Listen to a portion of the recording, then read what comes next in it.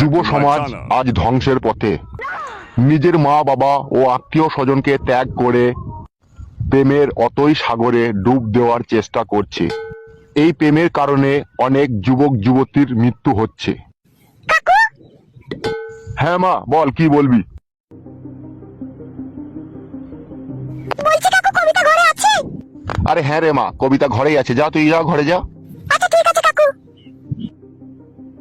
কি দিনকাল এলো, আজকাল আইবুড়ো ছেলে মেয়েরও মস্তিষ্ক খারাপ হয়ে গেল। ভালোবাসাতে যে মধুর স্বাদ রয়েছে তা অনেক যুবক যুবতী পান করার চেষ্টা করছে, আর সেটা পান করার পরে আবার বুমিও করে দিচ্ছে।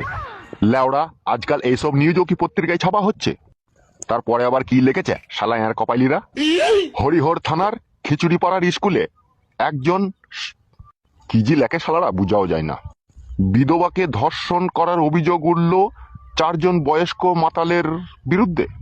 জানা গিয়েছে যে 4 জন মাতাল বৃদ্ধ মহিলাকে রেপ করার যখন চেষ্টা করে তখন তার লিঙ্গু থারো হয়নি, উপরে হাত বোলানোর চেষ্টা করেছিল।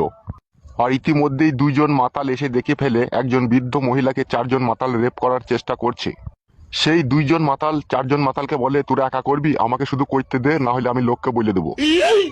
তাই 4 জন মাতাল রাজি হলো না। এতে এই 2 মাতালের সাথে হাতাহাতি হয়ে গেল, এমনকি মাথা ফাটাফাটিও হয়ে গেল।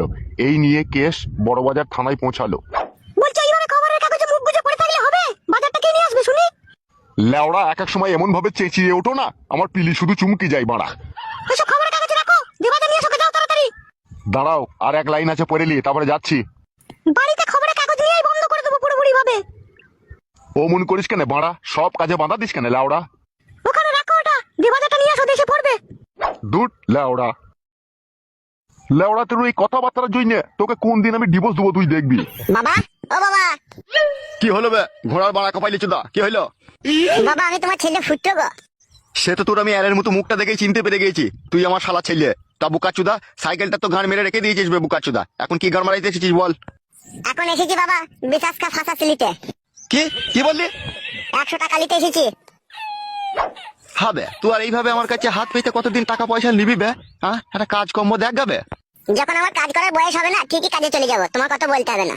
কেন বে, তোর কাজ করার বয়স হয়নি নাকি? না, এখনো হয়নি। আর 100 টাকা নিয়ে কি করবি কি বে তুই? বাবা, টাকা নিয়ে কি করবো না করবো সেটা আমি বুঝবো। তুমি যদি 100 টাকা দিয়ে অত কই বললাও, তাহলে খরচা কোথায় করবো আমি? না হে, কই ফল দেবে না, তুমি আমার অন্ন ধ্বংস করবে আর তোমার কাছে কই ফল দেবে না। 100 টাকাটা দিবে তো দাও, ঠিক আছে? অত কথা বলো না বাড়া। আর যদি আমি তোকে টাকা না দিই তাহলে কি করবি তুই? তোমার এই সাইকেলের গায়ে মেরে দেবো, অন্য জনকে বিক্রি করে দেবো, তখন বুঝবে। Subscribe to my channel.